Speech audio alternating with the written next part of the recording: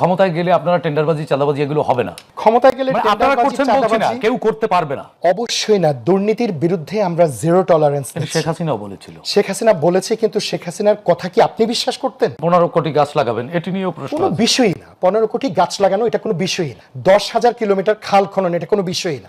সবার আগে জনগণ তো রাখেননি, সবার আগে বাংলাদেশ। সবার আগে যখন বাংলাদেশ হয় তখন সেটা জনগণকেই বোঝায়। এইটুকু বোঝানোর জন্য কি আমার নতুন করে আবার ক্লাস নিতে হবে নাকি? বাংলাদেশ মানে হচ্ছে বাংলাদেশের জনগণ।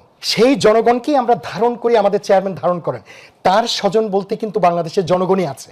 আমি এটা কিন্তু একেবারে আস্থার সাথে বলছি। এবং ওনার মা বলেছিলেন যে বাংলাদেশের বাইরে কেউ নেই, কিছুই নেই তাদের বাংলাদেশের বাইরে। উনি হয়তো ধারণ করবেন, লালন করবেন, আপনারা তো আর পার করবেন না। একটু তো অপেক্ষা করতে হবে। 12 তারিখের নির্বাচনের পর কি আল্লাহ রাব্বুল আলামিন ভালো কাজগুলো দেখবার জন্য, না আপনাদের রুদ্রমূর্তি দেখবার জন্য? আপনি নিশ্চিত থাকেন অসাধারণ কাজগুলো আপনি দেখতে পাবেন। গত বিগত সময়টাতে আপনি যেভাবে দেখেছেন, আমরা 31 দফা আমাদের ইশতেহার ছোট ছোট করে দেখেন। আমরা কিন্তু অলিক কোনো কথা বলিনি, মেগা প্রজেক্টের কথা বলিনি, আমরা ছোট ছোট কথা বলেছি।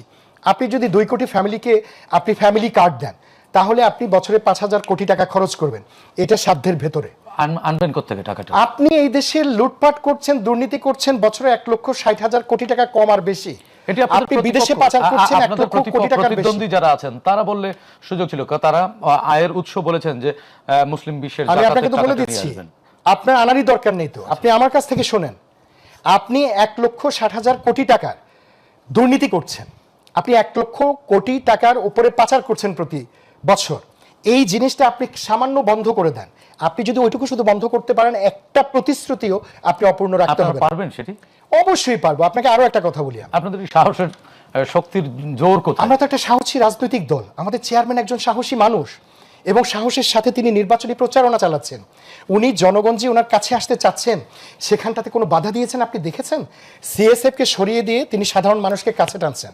এরকম একজন চেয়ারম্যান পেলে, এরকম একটা দল যদি রাষ্ট্র পরিচালনার দায়িত্বে থাকলে, সেখানে সাহসের অভাব হবে। আর ক্ষমতায় গেলে আপনারা টেন্ডারবাজি চাঁদাবাজি এগুলো হবে না। ক্ষমতায় গেলে আপনারা করছেন বলছি না, কেউ করতে পারবে না। অবশ্যই না। দুর্নীতির বিরুদ্ধে আমরা জিরো টলারেন্স। শেখ হাসিনাও বলেছিল। শেখ হাসিনা বলেছে, কিন্তু শেখ হাসিনার কথা কি আপনি বিশ্বাস করতেন? শেখ হাসিনা যে কর্মকাণ্ডগুলো করছে, কষ্ট হয়তো হতে পারে, এটা হয়তো এই বিশ্বাস ভেঙে দিবেন আপনারা।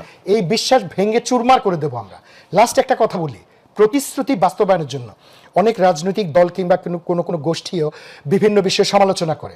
আপনি সমালোচনা করছেন যে 10,000 কিলোমিটার আমরা খাল খনন করব, সেটা নিয়ে আপনার একটা শঙ্কা আছে যে এটা পারবো কিনা। একটা কথা শুনেন, 8 লক্ষ, আবার 15 কোটি গাছ লাগাবেন, এটি নিয়েও প্রশ্ন। কোনো বিষয়ই না। 15 কোটি গাছ লাগানো এটা কোনো বিষয়ই না।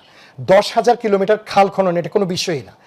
বাংলাদেশে, আপনাকে অর্থের বিষয়ে একটা কথা বলি, বাংলাদেশে আমাদের প্রতি বছর বাজেট কিন্তু 8 লক্ষ কোটি টাকা কাছাকাছি, তাই না? 7.9।